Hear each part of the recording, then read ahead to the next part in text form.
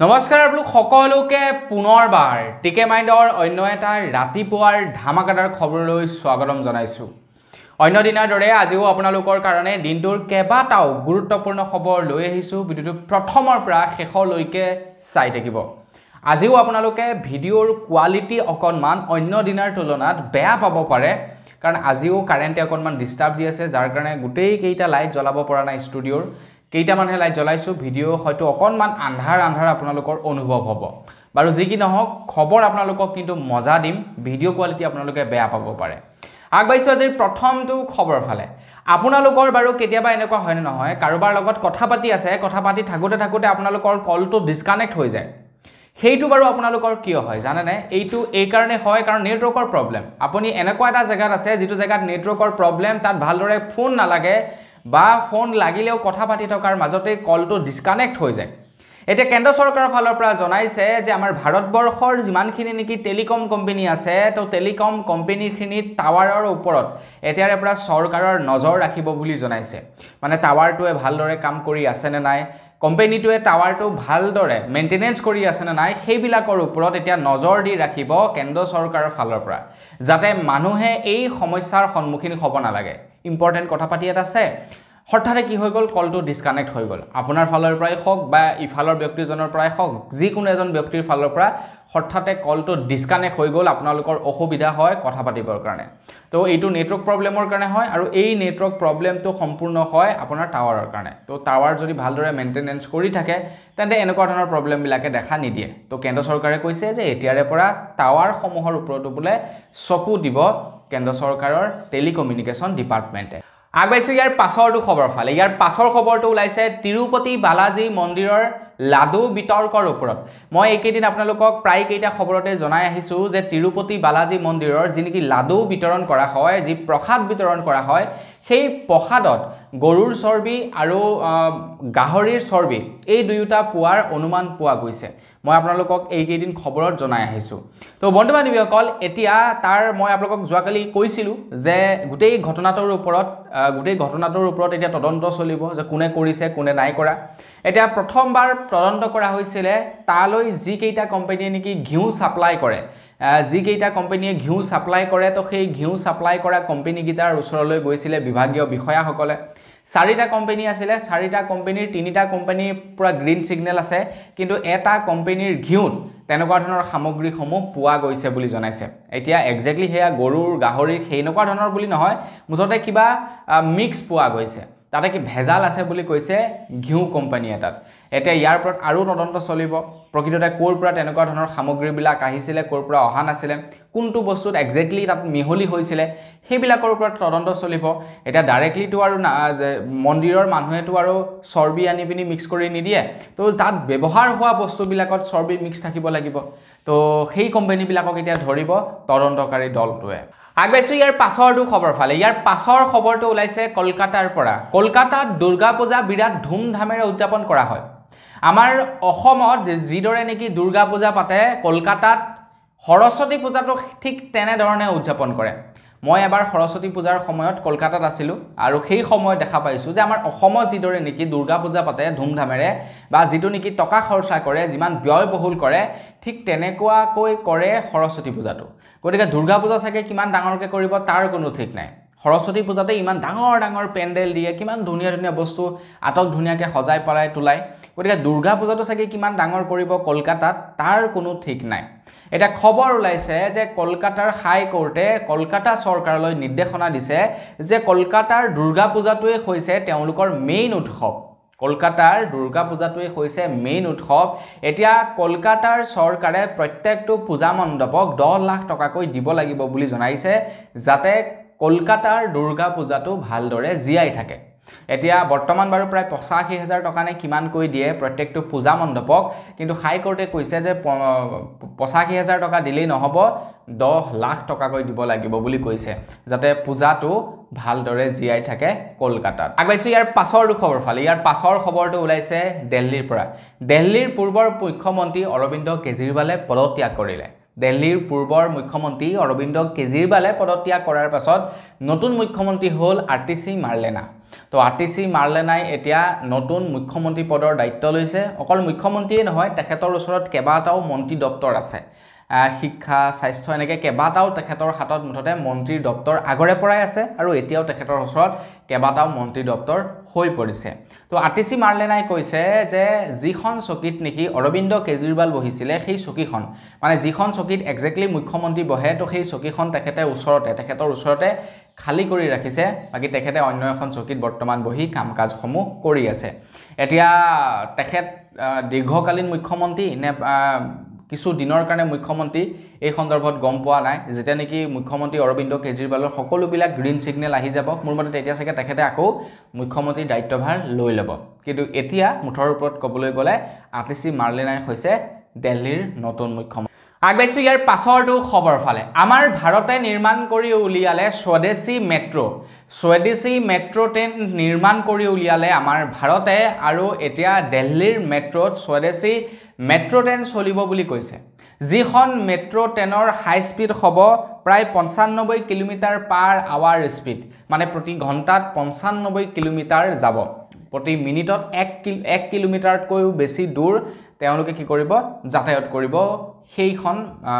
আপোনাৰ মেট্ৰো ট্ৰেইনে আৰু এইখন ভাৰতৰ স্বদেশী মেট্ৰো ট্ৰেইন মানে ভাৰততে নিৰ্মাণ হোৱা এখন স্বদেশী মানে ভাৰতেই নিৰ্মাণ কৰা সেইখন মেট্ৰো আৰু দিল্লীত শুভাৰম্ভণি কৰিছে যোৱাকালি আগবাইছো ইয়াৰ পাছৰটো খবৰ ফালে আমাৰ অসমৰ সৰ্ববৃহৎ অভিযানৰ বাবে যোৱাকালি গৈছিলে অসম আৰক্ষী গৈছিলে অসম চৰকাৰ যোৱাকালি সাজু হৈছিলে আমাৰ অসমৰ বোলে সৰ্ববৃহৎ উচ্ছেদ অভিযান চলাবৰ কাৰণে আমাৰ অসমৰ এতিয়া বিভিন্ন স্থানত উচ্ছেদ অভিযান চলাই আছে যিসকলে নেকি অবৈধভাৱে চৰকাৰী মাটি দখল কৰি আছে তেওঁলোকক চৰকাৰী মাটিৰ পৰা উঠাই পঠিওৱা হৈছে আৰু আটাইতকৈ ভাল কথাটো হৈ গ'ল যে অসম চৰকাৰে এতিয়া য'ত উচ্ছেদ অভিযান চলাবলৈ গৈছে তাত নোটিছ দি লৈছে আগতীয়াকৈ নোটিছ দিছে তাৰ পাছতহে উচ্ছেদ অভিযান চলাবলৈ গৈছে এতিয়া যোৱাকালি সৰ্ববৃহৎ উচ্ছেদ অভিযান চলাবলৈ গৈছিলে গোৱালপাৰাৰ ডিষ্ট্ৰিক্টৰ লখিমপুৰত উচ্ছেদ অভিযান চলাবলৈ গৈছিলে তো উচ্ছেদ অভিযান চলাবলৈ যোৱাৰ আগতেই তাত যিসকলকে নেকি আছিলে যিসকলকে দখল কৰি আছিলে তেওঁলোকে আগতীয়াকৈ বোলে পলাই পত্তং দিলে কাৰণ তেওঁলোকলৈ আগতীয়াকৈ নোটিছ পঠিওৱা হৈছিলে যে তোমালোকে ইমান দিনৰ ভিতৰত তোমালোকৰ ঠাইডোখৰ খালি কৰা কাৰণ এই ডোখৰ মাটি চৰকাৰৰ নহলে আমি তোমালোকক উচ্ছেদ কৰিম তো তেওঁলোকে কি কৰিলে আগতীয়াকৈ বোলে খালি কৰি দিলে চৰকাৰৰ মানুহ গৈ বুলডোজাৰ চলোৱাৰ আগতেই তেওঁলোকে সেই জায়গা ত্যাগ কৰিলে বুলি জনাইছে খালি কৰি দিলে তেওঁলোকে গম পাইছে চৰকাৰী মাটি যেহেতু চৰকাৰে লবই গতিকে আমি যদি ইয়াতে থাকো আমি যদি দেৰি কৰি থাকো আমাৰ খা সম্পত্তি লোকসান হ'ব গতিকে তেওঁলোকে আৰামছে খা সম্পত্তি বিলাক গটিকে লৈ গুচি গলগে গৰমৰ মাজতে হঠাৎ যোৱাকালি হঠাতে এজাক বতাহ আহি গল এতিয়া যোৱাকালি বুলি ক'লে নহয় যোৱাকালি তাৰ আগৰ দিনাখন বুলি ক'ব লাগিব মানে সোমবাৰৰ দিনাখন বুলি ক'ব লাগিব সোমবাৰৰ দিনাখন সন্ধিয়া পৰত আমাৰ ইয়াতে হঠাতে এজাক বতাহ ধুমুহা আহিলে এতিয়া গুৱাহাটী মহানগৰ সাইডে দিনৰ ভাগতে আহিছিল আই থিং কিন্তু আমাৰ ফাললে অকনমান সন্ধিয়া পৰলে আহিলে এজাক বৃহৎ বতাহ আৰু সেই বতাহে বহুতো ধ্বংস কৰি পেলালে আমাৰ উজনি অসমৰ ফালে এতিয়া খবৰ ওলাইছে যে 29 তাৰিখ পৰ্যন্ত বৰষুণ দিয়াৰ সম্ভাৱনা আছে বুলি জনাইছে এইবাৰহে যদি আৰু ঠাণ্ডাটো অকনমান পেলায় নহলে ইয়াৰ আগৰ বছৰ সেপ্টেম্বৰ মাহত কিমান ধুনীয়া ঠাণ্ডা পৰিছিল হয় নহয় ইয়াৰ আগৰ বছৰ বুলি নহয় আগৰে পৰা সেপ্টেম্বৰ মাহ বুলি ক'লে আৰু ঠাণ্ডা আহি পৰে তো ঠাণ্ডাত আমি ধুনীয়াকৈ সোয়েটাৰ এটা পিন্ধিব লাগে বা ৰাতি কাপোৰ ল'ব লাগে কিন্তু এইবাৰ আকৌ কি হৈছে তাৰ উলুটা ছবি দেখিবলৈ পোৱা গৈছে একদম পুৰা সাংঘাতিক মানে গৰম দিছে গৰমৰ প্ৰকোপত থাকিব পৰা নাই সোমবাৰৰ দিনাখন যদি সেই বৰষুণ বা সেই বতাহ যদি নিদিলেহেঁতেন মানুহৰ হাৰাশাস্তি একদম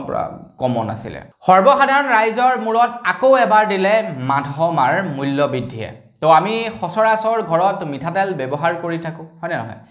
বেছিকৈ হয়তো আপোনালোকে বৰ্তমান সময়ত ধাৰা তেলটো ব্যৱহাৰ কৰে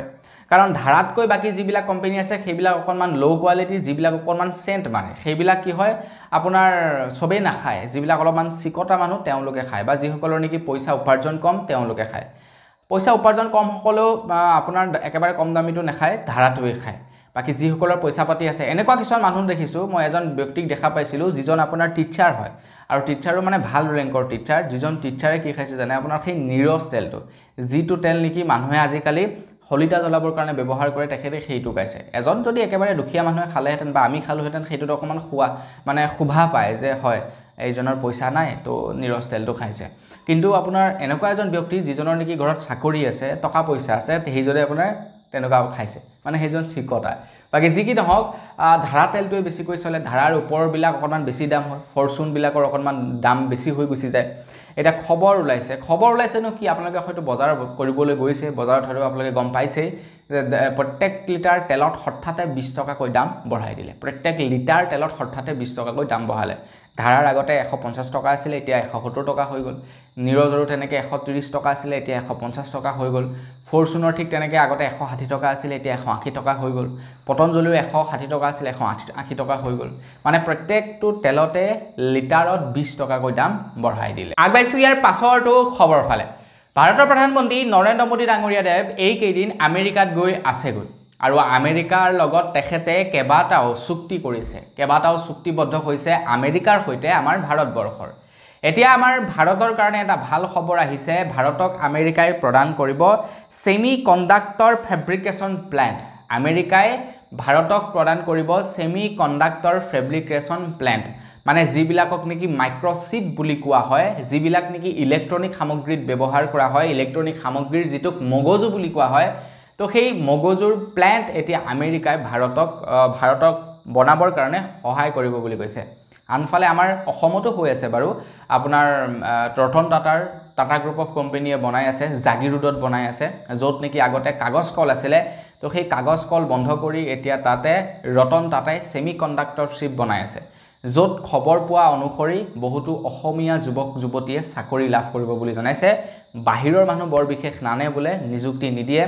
অসমৰ মানুহকে নিযুক্তি দিব বুলি কৈছে এতিয়া ৰতন টাটাৰ যেহেতু অকণমান বিশ্বাস কৰিব পাৰি তেখেত যেহেতু বিৰাটে দয়ালু এজন ব্যক্তি গতিকে অসমৰ মানুহক নিযুক্তি দিব চাগে কিন্তু বেলেগ কোনোবা এজন যদি হ'লহেঁতেন বিশ্বাস কৰিবলৈ টান পালোহেঁতেন যে অসমৰ ল'ৰা ছোৱালীকে নিযুক্তি দিব বুলি বাৰু যি কি নহওক যেহেতু কাগজ কলটো উঠিলেই তাত কাম কৰি থকা ব্যক্তিসকলৰ অৱস্থা এতিয়া একেবাৰে বেয়া গতিকে এটলিষ্ট সেমি কণ্ডাক্টৰ চিপছটো বহুৱাৰ পাছত বহুতো ল'ৰা ছোৱালীয়ে নিযুক্তি পাব তো সেইটো এটা শুনি বাৰু বেয়া লগা নাই ভাৰতৰ এজন যুৱক ঘূৰিবলৈ গৈছিলে আমেৰিকালৈ বুলি বিশেষকৈ কেৰেলাৰ এজন যুৱকে ভাৰতৰ পৰা আমেৰিকালৈ বুলি ঘূৰিবলৈ গৈছিলে আমেৰিকাৰ পৰা ঘূৰি আহোঁতে তেখেতৰ গাত মংকি পক্স ভাইৰাছ লাগি আহিলে আৰু তেখেতে যেতিয়া ভাৰতত এন্ট্ৰি কৰিলে তাৰ পাছত যেতিয়া নেকি তেখেতক টেষ্ট কৰোৱা হ'ল দেখা গ'ল যে তেখেতৰ গাত মংকি পক্সৰ ভাইৰাছে দেখা দিছে আৰু তাৰ পাছত তেখেতক কোৱাৰেণ্টাইনত ৰখা হ'ল এটা যোৱাকালি খবৰ ওলাইছে যে তেখেতৰ গাত প্ৰকৃততে মংকি ভাইৰাছটো আছে মংকি পক্স ভাইৰাছটো আছে আৰু সেইটো কনফাৰ্ম কৰিছে ভাৰতৰ ডক্টৰসকলে গতিকে তেখেতে যদি আৰু কাৰোবাক লগ কৰিছিলে তেনে বেমাৰটো বিয়পিব পাৰে তেখেতে যদি কলৈকো যোৱা নাছিলে তেন্তে তেখেতৰ বেমাৰটো তেখেতৰ গাতে থাকি গ'ল তেখেতক যেহেতু কোৱাৰেণ্টাইন কৰিছে গতিকে আমি চিন্তা কৰিবলগীয়া কথা নাই বাৰু যি কি নহওক মংকি পক্স বেমাৰটো এক প্ৰকাৰে ক'বলৈ গ'লে সেই গাত যে গুটি উঠে আপোনাৰ আমাৰ আই ওলোৱা বুলি কয় বসন্ত ওলোৱা বুলি কয় ঠিক তেনেকুৱা ধৰণৰে সেই বেমাৰটো মানে মংকি পক্স ভাইৰাছটো ঠিক তেনেকুৱা ধৰণৰে গতিকে আপোনালোকৰ দেহটো যদি তেনেকুৱা ৰঙা গোল হয় বা ঘামুচিতকৈ অকণমান ডাঙৰ তেন্তে আপোনালোকে ডক্টৰৰ লগত কনচাল্ট কৰিব ডক্টৰৰ লগত কনচাল্ট নকৰাকৈ আপোনালোকে পৌৰাণিক পদ্ধতিৰে সেইবিলাক ভাল কৰিবলৈ নাচাব আজিকালি নতুন ভাইৰাছ আহিছে নতুন বেমাৰ আহিছে কেতিয়া কাৰ গাত কি বেমাৰে দেখা দিয়ে তাৰ কোনো ঠিক নাই গতিকে পৌৰাণিক পদ্ধতিবিলাক অৱলম্বন কৰাতকৈ মোৰ মতে ডক্টৰৰ লগত কনচাল্ট কৰাটো বেছি ভাল আগবাইছো ইয়াৰ পাছৰটো খবৰ ফালে আমাৰ ভাৰতত নীলা ছবি সম্পূৰ্ণৰূপে বন্ধ আছে এতিয়া নীলা ছবিৰ ইংলিছ শব্দ সেইটো আপোনালোকে নিজে কনভাৰ্ট কৰি ল'ব তাৰ অৰ্থটো কি কাৰণ তেনেকুৱা ধৰণৰ ৱৰ্ডবিলাক যদি মই ভিডিঅ'ৰ মাজত কৈ দিওঁ হয়তো ইউটিউবে মোৰ ভিডিঅ'টো ডিমনিটাইজ কৰি দিব নতুবা মোৰ ভিডিঅ'টো টেক ডাউন কৰি দিব গতিকে তেনেকুৱা ৱৰ্ডবিলাক ক'বৰ কাৰণে অকণমান দিগদাৰ বাকি যি কি নহওক আপোনালোকে নিজেই নীলা ছবিটোক ইংলিছলৈ কনভাৰ্ট কৰিলে যিটোৱে হয় সেইটোৰ বিষয়ে ক'বলৈ গৈ আছোঁ তো আমাৰ অসমত বা আমাৰ ভাৰতবৰ্ষত নীলা ছবি সম্পূৰ্ণৰূপে বন্ধ আছে তো বন্ধটো বন্ধ হয় তাতকৈ ডাঙৰ কথাটো হৈ গ'ল যি নেকি সৰু ল'ৰা ছোৱালীৰ যি নেকি আপোনাৰ নীলা ছবি পোৱা যায় তো সেইবিলাকটো আপোনাৰ ভাৰতবৰ্ষত চোৱাটোও বন্ধ সেইবিলাক ডাউনলোড কৰাটোও বন্ধ আপলোড কৰাটোও বন্ধ সম্পূৰ্ণৰূপে নিষিদ্ধ এতিয়া এই কথা মই কোৱা নাই এই কথা কৈছে হাইকোৰ্টে এলাহাবাদৰ হাইকোৰ্টে কৈছে যে সৰু ল'ৰা ছোৱালীৰ নীলা ছবি যিসকলে নেকি ৰেকৰ্ডিং কৰে যোনে নেকি চাই যোনে আপলোড কৰে সকলো সমানেই দোষী গতিকতে আপোনালোকে সেইবিলাকৰ পৰা অকণমান আঁতৰত থাকিবলৈ আপোনালোকক জনাইছে সৰু ল'ৰা ছোৱালীৰ বিশেষকৈ তো সৰু ল'ৰা ছোৱালী ডাঙৰ মানুহবিলাক নহয় সৰু ল'ৰা ছোৱালীৰ মানে এডাল্টৰ নহয় চাইল্ডৰ কথা কৈছোঁ তো সৰু ল'ৰা ছোৱালীৰ যিবিলাক নীলা ছবি সেইবিলাক চোৱা সেইবিলাক ডাউনলোড কৰা আপলোড কৰাৰ পৰা আপোনালোকে বিৰত থাকিব নহলে কিন্তু বিপদত পৰিব আগবাইছো ইয়াৰ পাছৰটো খবৰ ফালে বৰ্তমান বজাৰত পিয়াজৰ দামটো দ্ৰুত গতিত বাঢ়িছে পিয়াজ আৰু আলুৰ দামটো দ্ৰুত গতিত বৰ্তমান সময়ত বজাৰত বৃদ্ধি পাইছে এতিয়া পিয়াজৰ দামটো কন্ট্ৰোল কৰিবৰ কাৰণে এটা সময়ত কেন্দ্ৰ চৰকাৰে পিয়াজৰ ষ্টক কৰিছিল যিবিলাক কৃষক আছে কৃষকৰ পৰা পিয়াজসমূহ কিনি ষ্টক কৰি ৰাখিছিলে যাতে পিয়াজৰ দামটো কন্ট্ৰোল কৰিব পাৰে এতিয়া পিয়াজৰ দামটো বাঢ়ি আছে পিয়াজৰ দাম নকমা হৈছে এটা খবৰ ওলাইছে যে কেন্দ্ৰ চৰকাৰৰ ফালৰ পৰা পিয়াজৰ দামটো কন্ট্ৰোল কৰিবৰ কাৰণে পিয়াজৰ বাফাৰ ষ্টক মুকলি কৰি দিছে বুলি জনাইছে আৰু ৰিটেল ভাওত 35 টকা কিলো বিক্ৰী কৰিছে পিয়াজ গতিকে পিয়াজৰ দামটো সাগে আকৌ পূজাৰ আগে আগে মোৰ আইডিয়া অসমত দাম কমি যাব পাৰে কাৰণ চৰকাৰে মুকলি কৰিব তাৰ পিছত বেলেগ এজন পাৰ্টিয়ে কিনিব তাৰ পিছত আপোনাৰ হোলসেলাৰে আনিব তাৰ পিছত অসমত সোমাব তাৰ পিছত ৰিটেলাৰে পাব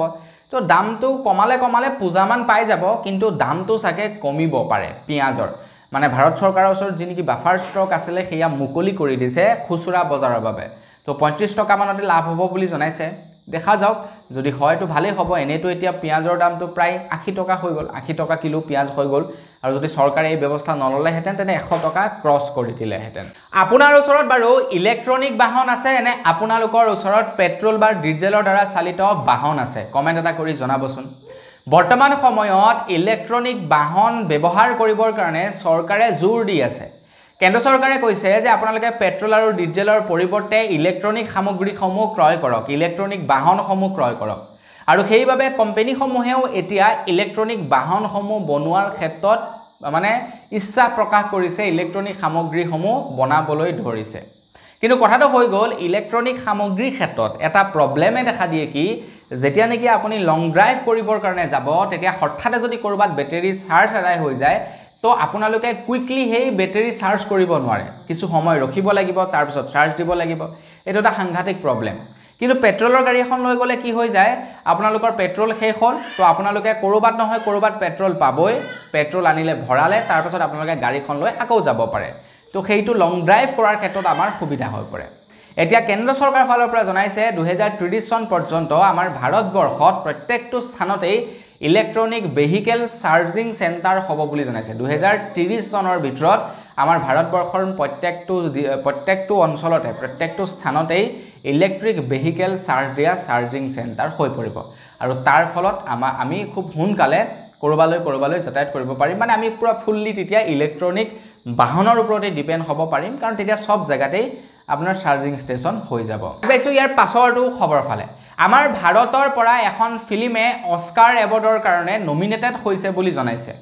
বহু বছৰৰ পাছত ভাৰতৰ এখন ফিল্ম অস্কাৰ এৱাৰ্ডৰ কাৰণে নমিনেটেড হৈছে ফিল্মখনৰ নাম হৈছে লাপাতা লেডিজ এতিয়া নমিনেটেড হৈছে তাৰ পাছত আপোনাৰ ভোটিং হ'ব তাৰ পাছত সিলেকশন হ'ব তাৰ পাছত এৱাৰ্ডটো লাভ কৰিব অস্কাৰ এৱাৰ্ড কিন্তু নমিনেট হৈছে ভাৰতৰ এখন ফিল্ম তো তাৰ কাৰণে খুবই ভাল লাগিছে নামটো হৈছে লাপাতা লেডিজ মই কিন্তু প্ৰথমবাৰৰ কাৰণে নামটো শুনিছো ফিল্মখনো চোৱা নাই কেনেকুৱা ফিল্ম নাজানো আৰু এখন হয়তো চাগে ভাল ফিল্মে হ'ব কাৰণ অস্কাৰ এৱাৰ্ড বা এনেকুৱা ধৰণৰ ডাঙৰ যিবিলাক এৱাৰ্ড আছে সেইবিলাক আপোনাৰ এৱাৰ্ডত আপোনাৰ এই এনেকুৱা যিবিলাক নেকি কমাৰ্চিয়েল ফিল্ম সেইবিলাকে এৱাৰ্ড নাপায় যিবিলাক নেকি আপোনাৰ এটা ভাল মেছেজ আছে যিবিলাক ফিল্মৰ নেকি কামানি বৰ বিশেষ নাই সেইবিলাকেহে অস্কাৰ এৱাৰ্ড কিবা এৱাৰ্ড এইবিলাক লাভ কৰে আমাৰ অসমীয়া ফিল্ম ইণ্ডাষ্ট্ৰীয়ে লাহে লাহে গ্ৰো কৰিবলৈ লৈছে অসমৰ প্ৰডিউচাৰ সকলে পইচা খৰচা কৰিবলৈ লৈছে অসমৰ কলা কৌশলী সকলৰ ওপৰত অসমৰ প্ৰডিউচাৰ সকলৰ ওপৰত অসমৰ ডাইৰেক্টৰ সকলৰ ওপৰত প্ৰডিউচাৰ সকলে পইচা খৰচা কৰিবলৈ লৈছে ইয়াৰ একমাত্ৰ কাৰণ হৈছে অসমৰ মানুহে এতিয়া ফিল্ম চাবৰ কাৰণে ওলাই গৈছে এটা বেলেগৰ কথানো কি কম মই আগতে ফিল্ম চাবলৈ নাযাওঁ কিন্তু কিছু দিনৰে পৰা অসমীয়া ফিল্ম আহিলে বুলি ক'লে ভালেই হওক বা বেয়াই হওক চাবলৈ যাওঁ আৰু মজা লওঁ ফিল্মখন অসমীয়া ফিল্ম ৰিসেন্টলি অহা প্ৰায় কেইখনে চাইছো কেৱল পিখাসখনক বাদ দি ভূতৰ ফিল্মবিলাক অকণমান ভয় লাগে তো সেইকাৰণে চোৱা নাই বাকি প্ৰায় কেইখন ফিল্মে মই ৰিসেন্টলি অহা চাইছো আৰু অনাগত সময়তো চাই যাম এতিয়া কেছটো নগেন নামৰ নতুনকৈ এখন ফিল্ম আহি আছে যিখনত অতুল পাচনিক আপোনালোকে দেখা পাব এজন বিশেষ কমেডিয়ান বুলি ক'ব লাগিব আমাৰ অসমত কেইজনমান বিশেষ কমেডিয়ান আছিলে তো তেখেতৰ আপোনালোকে অভিনয় দেখা পাব অতুল পাছনি নামটো হৈছে কেছ টু নগেন আৰু এই ফিল্মখন সম্পূৰ্ণ বৰ্তমান কাহিনীৰ লগত জড়িত সুমি বিশাল বা এনেকুৱা যিবিলাক নেটৱৰ্ক মাৰ্কেটিং বিজনেছ তো এইবিলাক লৈয়ে এই ফিল্মখন বনোৱা হৈছে কেছ টু নগেন ফুল্লি কমেডি ফুল্লি ধামাল ফিল্ম হ'ব তো খুব সোনকালে আহিব যোৱাকালি পোষ্টাৰখন ৰিলিজ কৰিছে আগবাইছোঁ ইয়াৰ পাছৰটো খবৰ ফাইল ইয়াৰ পাছৰ খবৰটো ওলাইছে ষ্টেট বেংকৰ পৰা ষ্টেট বেংকে ঘোষণা কৰিছে যে ষ্টেট বেংকে এতিয়া MSME লোন প্ৰদান কৰিব বুলি জনাইছে মানে আপোনাৰ যদি ক্ষুদ্ৰ বিজনেছ আছে তো ক্ষুদ্ৰ বিজনেছৰ কাৰণে এতিয়া ষ্টেট বেংকৰ তৰফৰ পৰা 5 কোটি টকালৈকে লোন প্ৰদান কৰিব বুলি কৈছে যাৰ কাৰণে কোনো ধৰণৰ কলেক্টৰেলৰ প্ৰয়োজন নাই মানে আপোনালোকে মাটি বাৰী খা সম্পত্তি আপোনালোকে তাতে মৰ্টগেজ দিয়াৰ প্ৰয়োজন নাই মৰ্টগেজ নিদিয়াকৈ আপোনালোকে 5 কোটি টকালৈকে লোন লাভ কৰিব তো তাৰ কাৰণে আপোনালোকে কি কৰিব লাগিব আপোনালোকৰ যদি ক্ষুদ্ৰ এটা বিজনেছ আছে আপোনালোকে MSME ৰেজিষ্ট্ৰেচন কৰিব লাগিব MSME ৰেজিষ্ট্ৰেচন যদি কৰিব নাজানে ইউটিউবত চাব নিজে ৰেজিষ্ট্ৰেচন কৰিব পাৰিব MSME ৰেজিষ্ট্ৰেচন কেনেকৈ কৰে আৰু তাৰ পাছত আপোনালোকে লোনৰ কাৰণে এপ্লাই কৰিব পাৰিব আপোনালোকৰ বিজনেছ যদি প্ৰফিটেবল তেন্তে আপোনালোকক লোন প্ৰদান কৰিব বা আপোনালোকৰ বিজনেছৰ ওপৰত পইচা ইনভেষ্টমেণ্ট কৰিব ষ্টেট বেংকে সৰু বিজনেছ যদি আছে তেন্তে ষ্টেট বেংকৰ লগত কথা পাতি চাব পাৰে আগবাইছোঁ একেবাৰে শেষৰটো খবৰ ফালে একেবাৰে শেষৰ খবৰটো ওলাইছে APDSLৰ স্মাৰ্ট মিটাৰৰ ওপৰত এঘৰ মানুহৰ স্মাৰ্ট মিটাৰ নলগোৱাৰ আগৰলৈকে আগষ্ট মাহলৈকে 130 টকা কাৰেণ্টৰ বিল আহিছিলে আৰু স্মাৰ্ট মিটাৰ লগাই যোৱাৰ পাছতেই তেখেতলোকৰ কাৰেণ্টৰ বিল আহিছে 20735 টকা এই সেপ্টেম্বৰ মাহত তেওঁলোকৰ কাৰেণ্টৰ বিল আহিছে 20735 টকা কাৰেণ্ট মানে স্মাৰ্ট মিটাৰ লগোৱাৰ পাছতে স্মাৰ্ট মিটাৰ নলগোৱাৰ আগৰলৈকে 120 টকা 30 টকা আহিছিলে এতিয়া কথাটো হৈ গ'ল যে মানিলোহেতেন যদিহে 100ৰ পৰিৱৰ্তে 2000 টকা আহিলেহেতেন তেতিয়া মানিব পাৰিলোহেতেন যে তেখেতলোকৰ ধৰি লওক আগতে বস্তু ব্যৱহাৰ ধীৰ হৈ আছিল কিন্তু মিটাৰটোৰ কিবা যান্ত্ৰিক বিজুতি আছিল যাৰ কাৰণে কাৰেণ্টৰ বিলটো এইবাৰ অকণমান বেছিকৈ আহিলে কিন্তু 20000 টকা এইটো কেনেকুৱা সম্ভৱ কথা এঘৰ মানুহত 20000 টকা কাৰেণ্টৰ বিল অহাটো এটা মাহৰ ভিতৰত কম সাধাৰণ কথা নহয় আকৌ কিমান কি ব্যৱহাৰ কৰিব লাগিব তেতিয়াহে 20000 টকা কাৰেণ্টৰ বিল আহিব গতিকে তেওঁলোকে এতিয়া মানে মুৰে কপালে হাত দিছে ভাই হাই ৰাম এই স্মাৰ্ট মিটাৰে আমাক কি কৰি দিলে 20000 টকা কাৰেণ্টৰ বিল আনি দিলে এয়াই গতি এতিয়া স্মাৰ্ট মিটাৰৰ তো বন্ধু বান্ধৱীসকল বস আজিৰ ভিডিঅ' জনাবলগীয়া খবৰ ইমান কেইটাই আছিলে খবৰ কেইটা জানি কেনেকুৱা লাগিলে কমেণ্ট কৰি জনাব যদি ভাল লাগিলে লাইক এটা কৰিব চেনেলটো ছাবস্ক্ৰাইব কৰা নাই ছাবস্ক্ৰাইব কৰি ল'ব